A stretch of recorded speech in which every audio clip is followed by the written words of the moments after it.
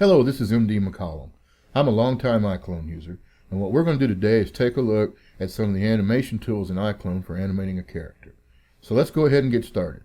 I've got the stock character Mason loaded, and with him selected, I'm going to go over to the Animate tab and the Motion Puppet. Now with Motion Puppet open, I can use any number of motions by using the mask feature here. So let me show you what we're talking about here. I want him to be walking along and explaining something. So the first thing we're going to do is lay down a basic walk. Now iClone has a wonderful preview feature. You can press the space bar and preview what you're doing before you record it. Now I'm going to go ahead and record this. There's only about 600 frames in this particular project, so we're going to go ahead and let it record out. And then when he's finished, we'll go back and we'll start with the second layer of animation. Now as soon as it's through, we want to make sure we go back to the beginning. Make sure our time scribble is all the way back to the beginning. I want him to have some motion like looking around. Now this gives us a preview of that motion. I don't want to use all of it. I don't want to lose the walking motion. So I'm going to take out the legs and the lower torso. Let's take a look. Now that looks good, except his arms are stiff. So let's go ahead and take the arms out. I'm going to leave the hands in just to see. There, now that's what I want. So now I'm going to go ahead and record that. This is our second layer of animation. Now I'm going to want him to act like he's explaining something as he's walking. So we're also going to add a layer for the arms and the hands. Now, before we do anything else, make sure you go back to the beginning. And let's go to talk. And let's try this first one. Yeah, that's the arm movement that I want. So in this case, since the arms are all I want, I'm just going to hit the eraser and clear, mask out the entire thing, and add the arms back.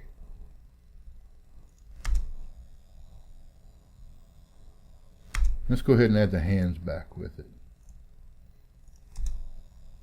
Just in case there's some movement there we may want. Yep, that's what we want. So I'm going to stop previewing. Now I'm going to record that. And so now we've laid down another layer of animation. Now we're through with that. We're through with the motion puppet. Be sure we go back to the beginning. And let's come in here to Facial, Create Script. I'm just going to use a WAV file. It'll load it and it'll set the lip sync automatically. Now you're not hearing it because I had the speakers turned off. So what we're doing is letting it lip sync. Now we've got that far. And that looks good, but I think it'd be better if he was looking at us. So let's go ahead with him selected, and let's have him at the very beginning, went back to the beginning of the timeline. Let's have him look at the camera.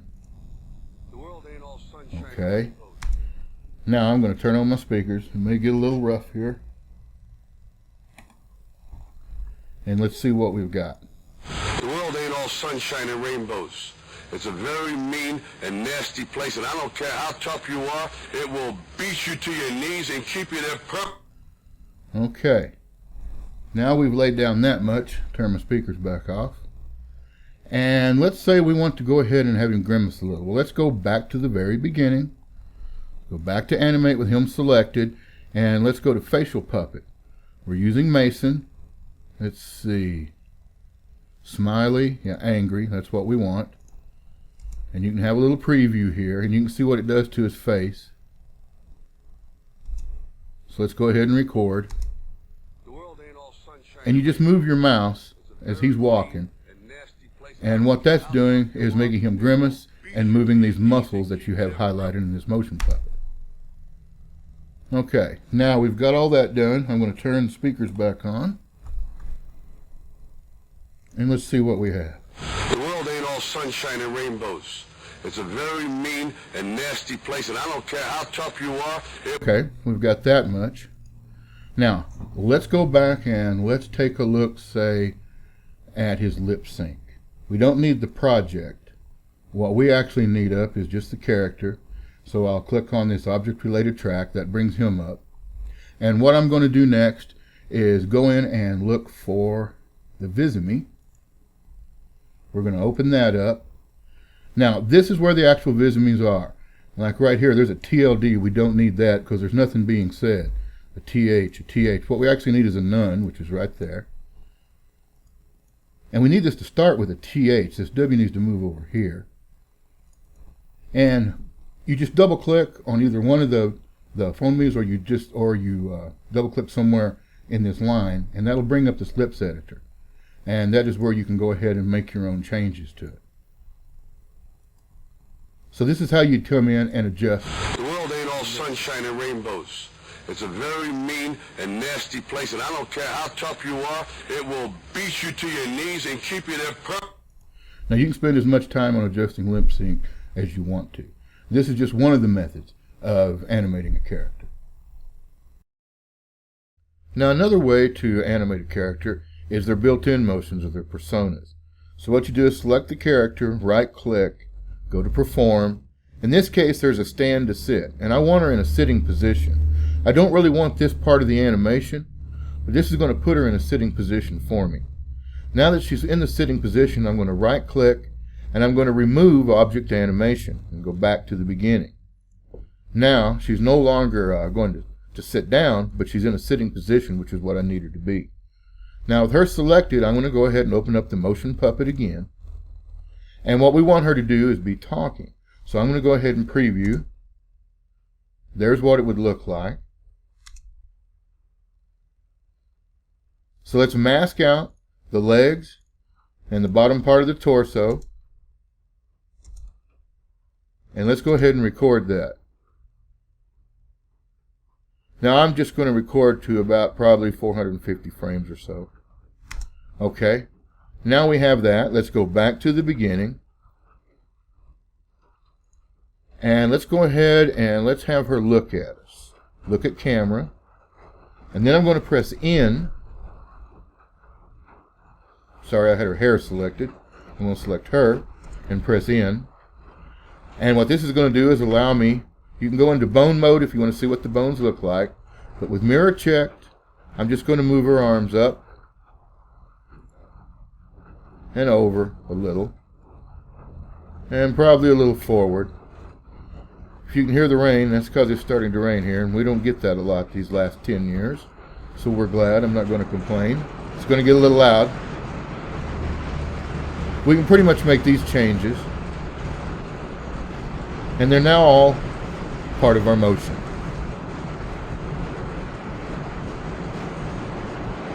And that's all there is to that.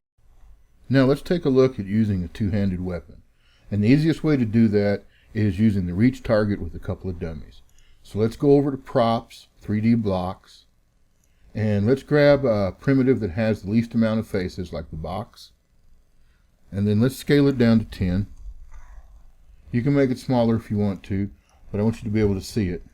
So what I'm going to do now is I'm just raising it up. And once I get it up here, I'm going to hold down Control, move it over, and I'm going to duplicate it.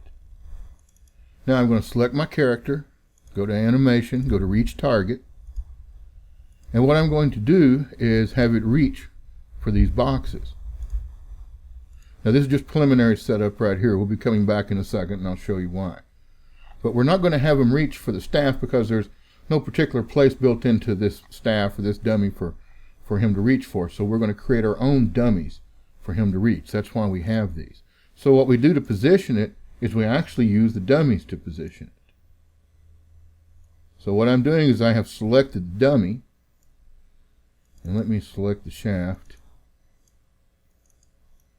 And move it back and kind of get a placement on where we're going to want it.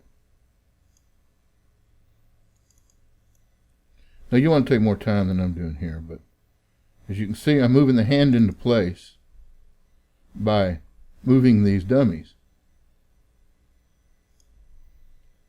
Rolling the middle mouse wheel to move that up. And now we kind of have that placed. Again, like I said, you could do a better job than that. But what we're going to need to do now is attach each of these to the staff. And we don't want to use link, we want to use attach. So, pick parent, attach to the staff, grab the other dummy, pick parent, attach to the staff. Now when we grab the staff, we can move it. We're still not going to have perfect movement because we're going to have to go back and make a few changes. But we also need to change the pivot on this staff so it'll work properly. So with staff selected, I'm going to put the pivot in the center. And now as you can see, when we move the staff, his arms are moving with it. Arms and hands. This is one good thing about the way this IK system works. Now we can Control D to toggle on and off. If we set these dummies, or if we set these blocks as dummies,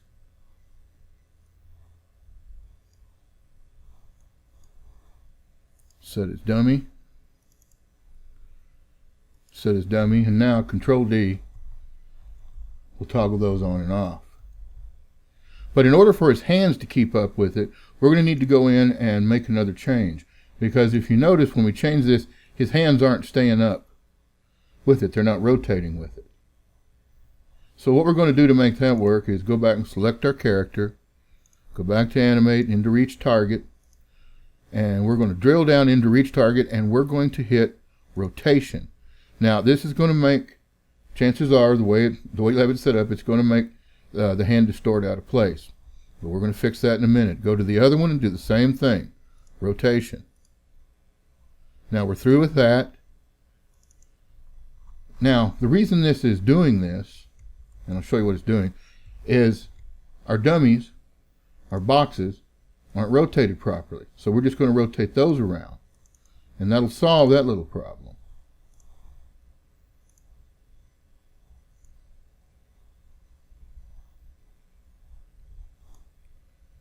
Now again, you can take better time, didn't mean to do that, you can take better time at placing it than this.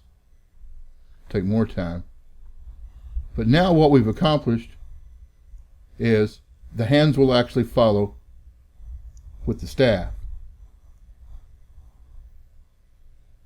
And you can see, this is not, I don't have him in the best pose, but you can see how you can use this moving down the timeline with keyframes to animate your own fight, or to handle a two-handed sword, a staff, and an axe, battle axe, anything like that.